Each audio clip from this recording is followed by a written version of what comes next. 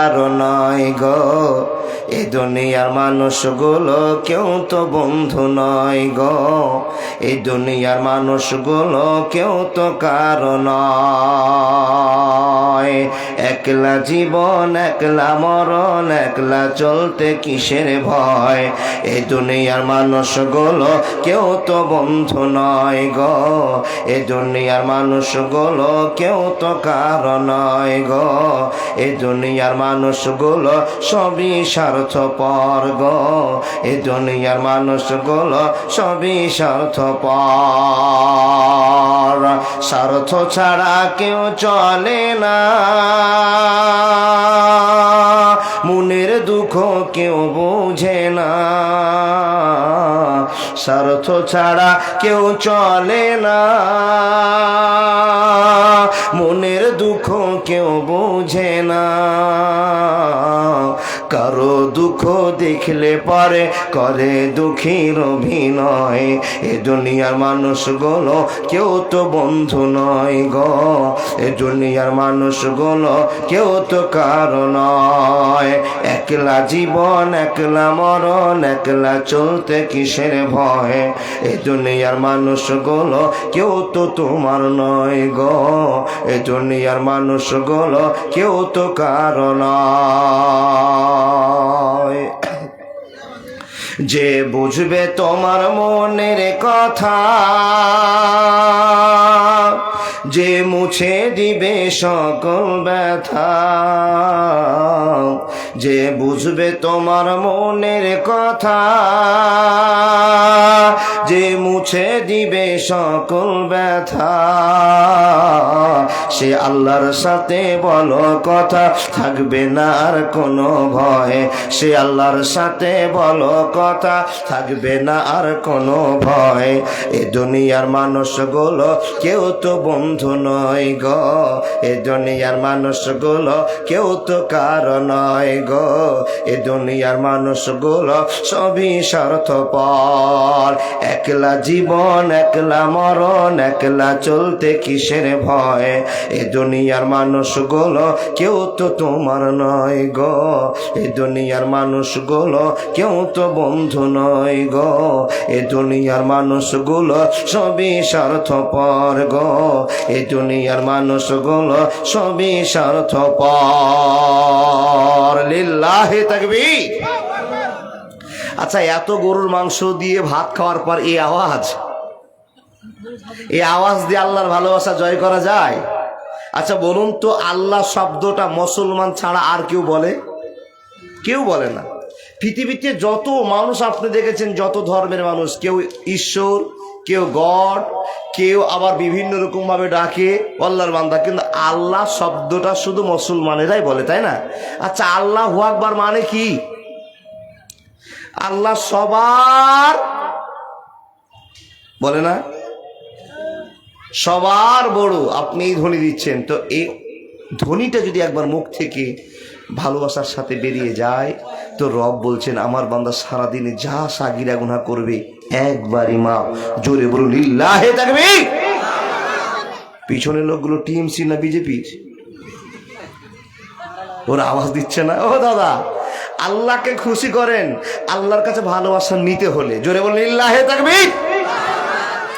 চলমান সভার যোগ্যতম সভাপতি উপস্থিত, আকাশে সাদৃশ্যের নাই ওলামা ইকরামগণ উপস্থিত, প্রবীণ নাগরিকগণ উপস্থিত, সম্মুখে বসে থাকা দিন প্রিয় ইসলাম প্রিয় সুপ্রিয় শ্রোতা মণ্ডলী, পর্দার আড়ালে বসে থাকা, কিছু দোকানে ঘোরা, অত্র এলাকার শিক্ষিতা মারা, লাখো কোটি শুকরিয়া যে আল্লাহ মাদ্রাসার উন্নতি কল্পে আয়োজিত সভায় এতগুলো মানুষকে মাহফিলে বসে নেকি মাপ গুনাহ মাফ করার সুযোগ করেছেন। সে আল্লাহ লাখো কোটি শুকরিয়া, বলুন আলহামদুলিল্লাহ। আর এর ভিতরেই আল্লাহ কিছু লোককে চেয়েছেন যাদেরকে সবচাইতে নোংরা জায়গা বাজারে ঘোরাচ্ছেন, তাই না? এটাও আল্লাহর ইচ্ছা। যাদেরকে যার সাথে নিবেন না ওনারা ঘুরতে আছেন, যাদেরকে আল্লাহ যার সাথে নিয়েছেন তারা বসে গেছেন। সত্য করে বলবেন, আপনারা বেশি ভালো না যারা বাজারে ঘুরছে ওরা বেশি ভালো? ভালো ভালো দেখছেন বসে আছেন তাই, কিন্তু একটা খবর শুনে যান। আল্লাহর নবী বলছেন কেউ যদি এই মাহফিলটাতে বসে যায় তো নবী মুহাম্মদ রাসূলুল্লাহ পড়ুন সাল্লাল্লাহু আলাইহি সাল্লাম বলছেন তার জীবনের গুনাহ মাফ। বলুন সুবহানাল্লাহ। ও আল্লাহর বান্দা, তাহলে নোংরা জায়গাটা এখনো ছাড়তে পারলাম না। আজকের দিনটাতে এই জায়গাটা যত দাম, সকালবেলায় এত দাম থাকবে না। এখন বর্তমানে যতটা দাম, সকালবেলায় এত দাম থাকবে না। বলে কেন? বলে অ্যারেঞ্জমেন্ট শেষ হয়ে যাবে, জালসা শেষ হয়ে যাবে, ফারিস্তারা তাদের সামনে নেবে তাদের নেকির খাতাগুলো। অগুণন ফারিস্তা এখানে বসে আছে, আমরা দেখতে পাচ্ছি না। এরা তো আপনার জন্য সাক্ষী, কিন্তু যারা বাজারে ঘুরছে তাদের জন্য এরাও সাক্ষী। আল্লাহ, এদিকে তোমার কথা, নবী মুহাম্মাদের কথা চলছিল, আর এই সমস্ত লোকেরা দোকানে ঘুরছিল। সাক্ষীটা কে দিবে বলুন? ফারিস্তা। আচ্ছা, ফারিস্তারা কি মিথ্যা বলবে? না, বলবে না। আল্লাহ যেন আমাদেরকে কবুল করে নেন, বলুন আল্লাহুম্মা আমিন। ভাই সকল, সে আল্লাহর কাছে বড় আবেদন, যিনি আল্লাহ এবং আল্লাহ রাসূল বন্ধুত্বের জীবন কাটিয়ে দিয়ে আমাদের কাছে প্রস্তাব দিয়েছেন, লাকাদ কানা লাকুম ফি রাসূলিল্লাহি উসওয়াতুন হাসানা।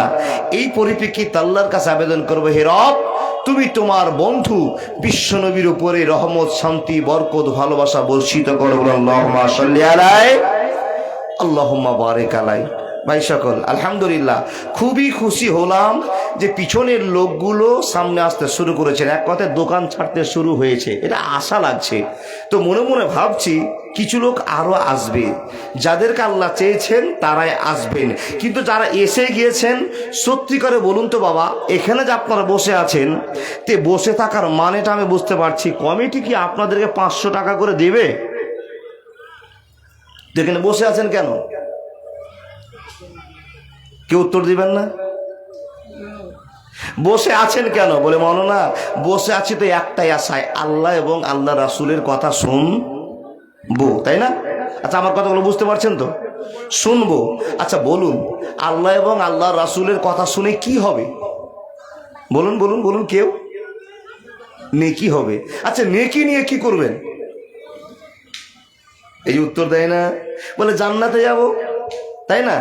আচ্ছা, জান্নাতে যাব, নেকি হলে জান্নাতে যাব। মুসলমানের আল্লাহর কাছে একটাই চাওয়া, সেটা হলো আল্লাহ তুমি জান্নাতে দিও। এছাড়া কি আর আল্লাহর কাছে আমরা কিছু চাইবো? শেষ পর্যায়ে মাবুদ তুমি আমাদেরকে জান্নাত দিও, এটা তোমার কাছে আমাদের সকলের আবেদন। আল্লাহ যেন আমাদেরকে কবুল করেন, বলে আল্লাহুম্মা আমিন। এবার আপনি বলুন বাবা, যতটি লোক আল্লাহর কাছে জান্নাত চাইছেন, সেই কটা লোককে আমি প্রশ্ন করছি, আল্লাহকে কি আপনি কোনোদিন দেখেছেন? আল্লাহু আকবার। দেখেননি? দেখেননি? বলে মাওলানা কি কথা বলেন, আল্লাহকে কি দেখা সম্ভব? আমরা তো ওয়াজ শুনেছি আল্লাহ একদিনই দেখা দিবেন। সেটা কখন? হাসরের ময়দানে আল্লাহর সঙ্গে বান্দার সাক্ষাৎ হবে। সর্বপ্রথম আল্লাহর পায়ের নলাটা প্রকাশ করা হবে। নলা দেখে হাজার হাজার মুসলমান চিনে ফেলবে, ইনি আমাদের রব। জোরে বলুন সুবহানাল্লাহ। সময়টা তো এখনকার নয়, সে সময়টা ইসরাফিলের বাঁশির অপেক্ষায় আছে না বাবা? তাহলে আমরা আল্লাহকে না দেখে সবাই বসে আছি, নামাজ, রোজা, হজ, যাকাত সবই করছি। আল্লাহ বলছেন, বান্দা আমাকে না দেখে যখন এত ভয় করেছো, তোমরা আমাকে না দেখে যখন আমার কথা শুনেছো, তো আমি তোমাদের জন্য জান্নাতের ব্যবস্থা করে রেখেছি। অনেক কথাই বলে যাচ্ছি বাবা, শুধু আপনাদের কথা এখন বলে যায়। এখানে যতগুলো মানুষ আল্লাহকে আমরা বিশ্বাস করেছি আল্লাহকে না দেখে, সেই সমস্ত লোকগুলোর কাছে আর একটাই আমার প্রশ্ন। সেই প্রশ্নটা হলো, যতগুলো ডান থেকে বাম, সামনে পিছনে যত মানুষ বসে আছেন, একটাই মানুষ হাত দেখা বলুন, মাওলানা আমি জীবনে কোনো গুনাহ করিনি। ঝামেলা শেষ। যদি হাত দেখাতে পারেন, 5,000 টাকা আমি আমার তরফ থেকে আপনাকে দিব। শুধু বলবেন যে মাওলানা আমি কোনো গুনাহ করি। আছেন?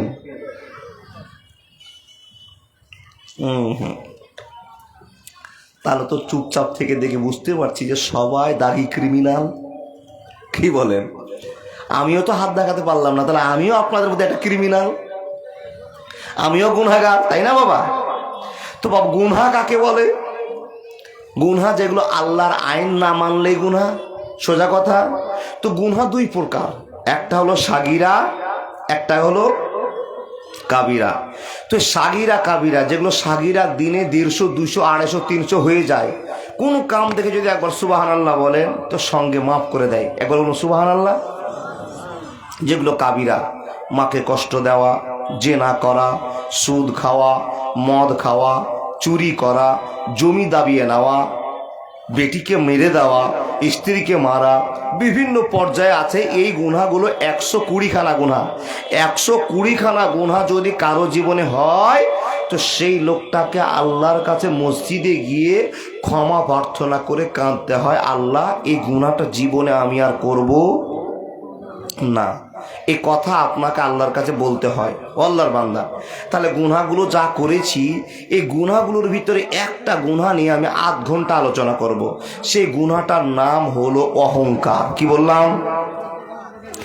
এতগুলো গুনাহ, মদখোর না থাকতে পারেন, জেনাখোর না খোর থাকতে পারেন, চুরিওয়ালা চোর না থাকতে পারেন, মাতাল না থাকতে পারেন, কিন্তু এরকম কি লোক আছেন যে মাওলানা আমি কোনোদিন কোনো অহংকারের মতো গুনাহ করিনি? একটা লোক হাত দেখান এবার। পাবো না। কেন? আমাদের জীবনে অনেক অহংকারের গুনাহ আছে। তো অহংকারের যে গুনাহটা আল্লাহ আমাদের করতে নিষেধ করেছেন, এই গুনাহটার জন্য আল্লাহ সাজা বরাদ্দ করেছেন। কি সাজা? আল্লাহ বলছেন বিসমিল্লাহির রহমানির রহিম ওয়ামা মালাকাত আইমানুকুম ইন্নাল্লাহা লা ইউহিব্বু মান কানা মুখতালান ফাখরা। বন্ধুরে আমার, কথা বলতে আরম্ভ করলাম, মনোযোগ দিয়ে শুনতে আরম্ভ করুন। বন্ধুরে আমার, চুরি করা গুনাহ, এর জন্য সাজা আছে। যে মানুষ যদি চুরি করে নেয় তার হাতটা কেটে নিতে হবে। এটা হলো কোরআনের ফয়সালা। যদি কেউ মদ খেয়ে নেয় 80 কোড়া মারতে হবে, এটা তার সাজা কোরআন বলে দিয়েছি। যদি কেউ সুদের কারবার করে নেয় তো তার মার সঙ্গে জেনা করার মতো একটা গুনাহ। বন্ধুরে, কেউ যদি কারোর দুর্নাম করে নেয় ওই লোকটাকে 80 কোড়া মারতে হবে। কেউ যদি জিনা করে নেয় ওই লোকটাকে 100 কোড়া মারতে হবে।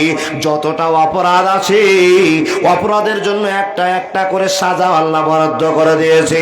এখন আপনার কাছে আমি অহংকার নিয়ে আলোচনা শুরু করেছি, ফখর নিয়ে আলোচনা শুরু করেছি। এখন আপনি প্রশ্ন করে বলবেন মাওলানা, তাহলে অহংকারের মতো গুনাহটা আমরা অনেকই মানুষ করে আছি, এই গুনাহটার জন্য আল্লাহর কাছে কি সাজা আছে, কোরআনের কি বিধান আছে? বন্ধুরে, এটা আজকে মনোযোগ দিয়ে আপনাকে শুনতে হবে। আল্লাহ তাবারক ওয়া তাআলা বলেন, হে মানুষের দল, তুমি যদি অহংকার করে নাও, অহংকারের জন্য সাজা কি আছে শুনে নাও। আল্লাহ তাবারক ওয়া তাআলা বলছেন, মানুষের অহংকার যারা করবে ওরা আল্লাহর জামা ধরে টান মেনে দিল, আল্লাহর সম্মান ধরে টান মেনে দিল। এখন আপনি প্রশ্ন করে বলবেন মাওলানা কেমন কথা? বুঝতে পারলাম না। অহংকার যারা করে তারা আল্লাহর জামা ধরে টান মেরে দেয়, এ কেমন জানি কথা আপনি বলতে আরম্ভ করছেন। বন্ধুরে, এখান থেকে আল্লাহ আপনাকে জানাতে চেয়েছে, মানুষ হয়ে মানুষ তুমি কোনোদিন অহংকারের মতো গুনাহ করবে না। আপনি যদি প্রশ্ন করে আল্লাহ কেন অহংকার করব না, কেন গৌরব করব না? আমি যে একজন ইঞ্জিনিয়ার, আমি যে একজন মাস্টার, আমি যে একজন বক্তা, আমি যে পৃথিবীর বুকে একটা দার্শনিক, ইঞ্জিনিয়ার, প্রফেসর, সাহিত্যিক, আমি কেন অহংকার করতে পারবো না? আল্লাহ তাবারক ওয়া তাআলা বলছেন, বান্দা এই জন্য তোমার অহংকারটা শোভনীয় নয়, এর জন্য তুমি অহংকার করতে পারবে না। বান্দারে, এখন তুমি বক্তা, 1 মিনিট পর তোমাকে আর কেউ বক্তা বলবে না। ওইটাই হলো একটা জায়গা। এখন তুমি সুন্দর করে বক্তব্য রাখছো, 1 মিনিট পর মালাকুল মউত এসে তোমার জানটা বের করে নেবে, তোমাকে পৃথিবীর কেউ আর বক্তা বলবে না। হিসাব বুঝেননি? বন্ধুরে আমার, আল্লাহ তাবারক ওয়া তাআলা বলছেন, হে মানুষ তুমি কেন অহংকার করবে বলো? অহংকার করবার মতো তোমার কি আছে শুনে নাও। তুমি একটা টাটকা সুন্দর শক্তিমান মানুষ, তোমার হুঙ্কারে থাকা যায় না। 2-3 লোককে তুমি আপাস মেরে মেরে দিতে পারবে এমন তোমার গায়ে শক্তি আছে। কিন্তু বান্দা শুনে নাও, মাত্র একটা ছোট্ট ফোড়া হয়েছে, বিষ ফোড়া হয়েছে, যে যন্ত্রণাটা তুমি সহ্য করতে পারো না। নার্সিং হয়ে গিয়ে অপারেশন করতে চলে যাও, পেটের যন্ত্রণা হয়েছে, যখন তোমার পেটের ব্যথা চালু হয়ে যায়, একটাই ধারণা হয়ে যায় কেমন করে উদ্ধার হওয়া যাবে, কেমন করে পেটের ব্যথা থেমে যাবে, কেমন করে ভালো হয়ে যাবে। পাগলের মতো তুমি ছোটাছুটি করতে আরম্ভ করো। বান্দারে বলো তো কেমন করে তোমার অহংকার করতে হবে, কেন তুমি অহংকার করবে?